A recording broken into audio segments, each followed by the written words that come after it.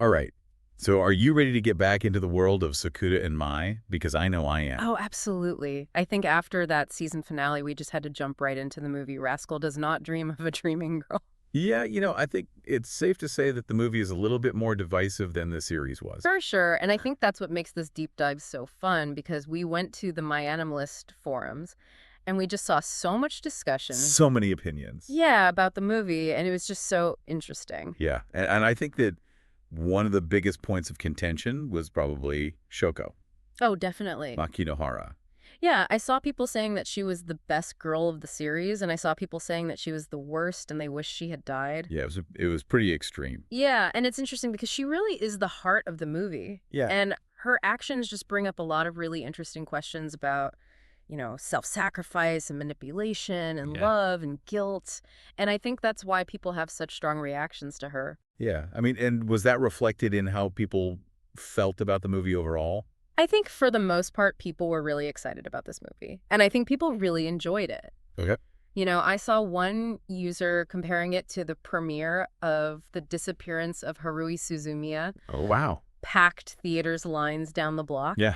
That kind of excitement. Right. I think people were just ready to see what happened next for Sakuta and Mai. Right. And speaking of Sakuta and Mai, how did people feel about how their relationship was handled in the movie? Well, this is where it gets a little bit more complicated. Are they- I saw a lot of people who were really invested in the development from the series, and they felt like the reset at the end was kind of a cop-out, and it cheapened everything that they had gone through. Yeah, the reset button, it's a classic anime trope, Mm-hmm.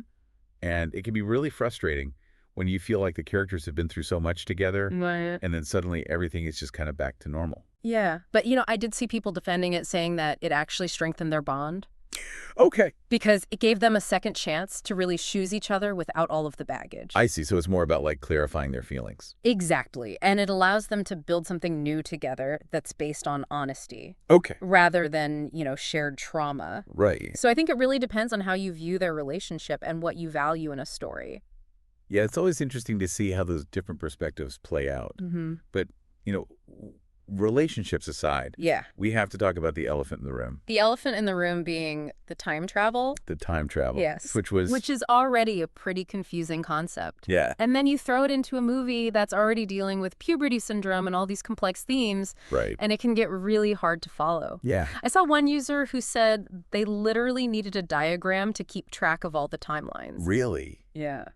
I bet there were a lot of memes about that. Oh, definitely. So, even with all the emotional drama, you can't escape a good old-fashioned head-scratcher, No, you can't. especially when it comes to time travel. Right. And that kind of leads us into another point of contention, which is the adaptation itself. Right. Because we're talking about 2 whole volumes of the light novel Oh, wow. being condensed into a 2-hour movie. So something had to be cut. Something had to be cut, and I saw light novel readers who were disappointed about some of the things that were left out. Right. And I saw other people saying, this is just the nature of adaptation. You can't fit everything Yeah, you in. got to make those tough choices. Exactly. And I think there are definitely valid arguments on both sides. Yeah, and I think it comes down to what you prioritize, Mm-hmm. whether it's faithfulness to the source material or creating a cohesive and engaging film. Yeah. And speaking of things being left out, Yeah. how do you feel about Kate?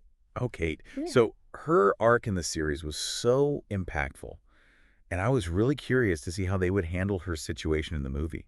Yeah. Well, buckle up because it's about to get ambiguous. Okay. Because her ending left a lot of people scratching their heads. Oh, no. And wondering, did she regress completely? Is her puberty syndrome back at square one? Yeah, I remember seeing people saying that her last scene was really heartbreaking, because her voice and her mannerisms seemed to revert back. Right. And it really makes you wonder if her trauma is actually resolved Right. or if she's still battling those after effects. Yeah, so lots of unanswered questions. Lots of unanswered questions. And that brings us to the most exciting news that came out of this whole research project. Oh, wait a minute, don't tell me. I'm going to tell you. You're not going to tell me. A sequel to the Seishun Buddha Yaru anime series has been officially announced. Oh my God, no way. Yes way. That is so exciting. I know. Yeah. We even got a teaser visual and a little promo video to get us all hyped up. Oh, that's fantastic. So what do we think? Is this going to give us some closure on Kitty's situation? What about all those late novel volumes that haven't been adapted yet?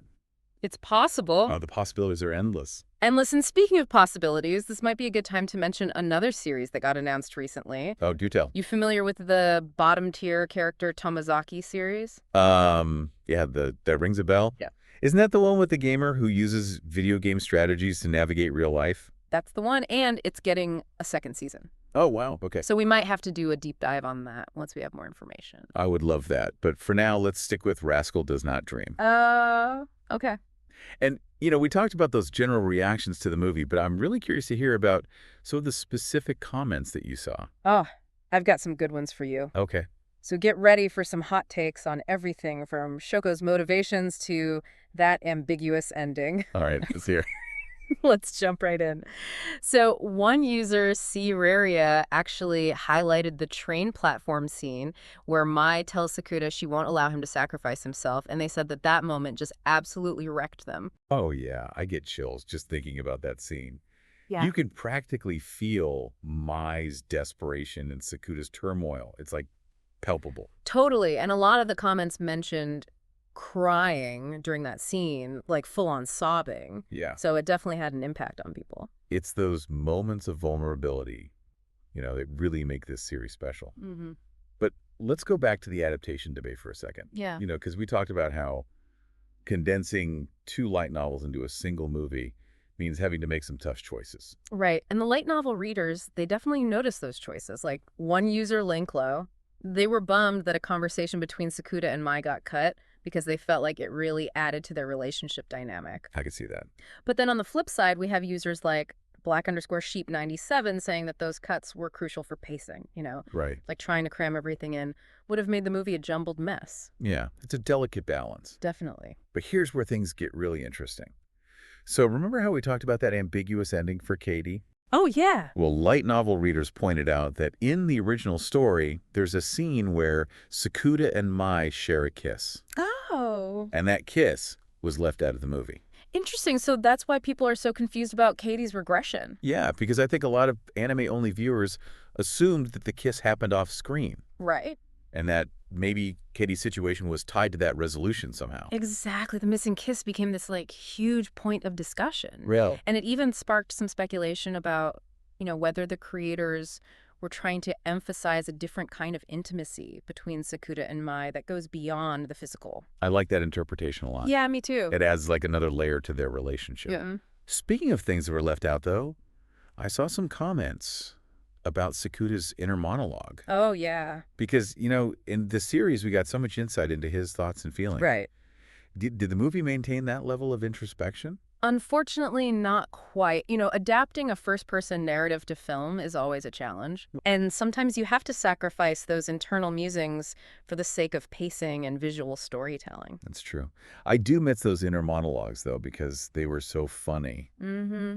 and insightful. Yeah, I mean, his snarky commentary was always a highlight. Always. But I guess that just means we have to go back and read the light novels. Exactly. There's always more to explore. Right. But speaking of exploring out, I think it's time we circle back to the sequel announcement. Oh, yeah. Because this news has clearly injected a much-needed dose of excitement into the fandom. Oh, for sure. People are buzzing with theories. Oh, yeah. What storylines are they going to adapt? Are we going to see new characters? And most importantly, will we finally get some closure on Katie's situation? All the big questions. And let's not forget about that kiss. Ooh, the long-awaited kiss. Right. Okay, now I need to take a deep breath because this is getting me too excited. I know.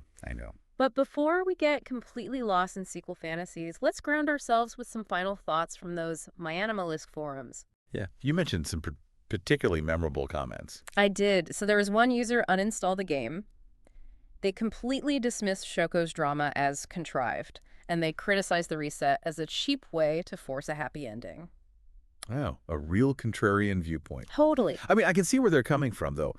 Sometimes those perfectly tied-up endings can feel a little too convenient, especially when you're dealing with heavy themes, like loss and sacrifice. Right. I guess it just depends on what you're looking for in a story. Yeah, and what resonates with you personally.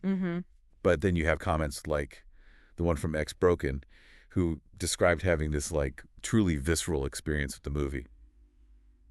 They said they laughed, they cried, they laughed again, they cried again, and they ended up giving the movie a standing ovation. Oh, wow. That's powerful. That's commitment. I know. But it just goes to show how much this movie resonated with people. Yeah. And the fact that it sparked such strong emotions. Exactly. I mean, I also saw some comments comparing Rascal Does Not Dream of a Dreaming Girl to other time travel heavy hitters. Oh, yeah. Like Steins Gate and the disappearance of Haruhi Suzumiya. Oh, wow. Those are some big names to be mentioned alongside. Right, and I think those comparisons highlight the movie's ambition in tackling these really complex themes. But it's still grounded in relatable adolescent experiences. Right. It's a reminder that even in the realm of science fiction, the most impactful stories are the ones that connect with our shared humanity. Absolutely.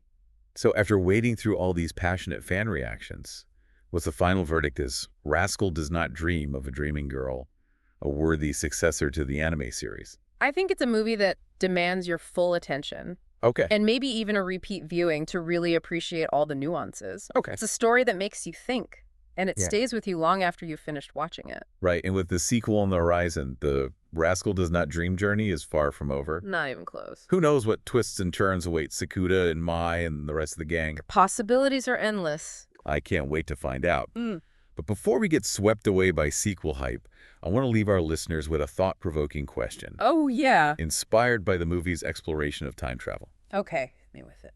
If you could send a message back to your younger self, knowing what you know now, what would you say, and how might that message shape the course of your future? Ooh, that's a deep one. I'm going to have to think about that one for a while. I know, me too. But until next time, keep diving deep into the worlds that fascinate you, and be sure to let us know your thoughts on Rascal Does Not Dream of a Dreaming Girl.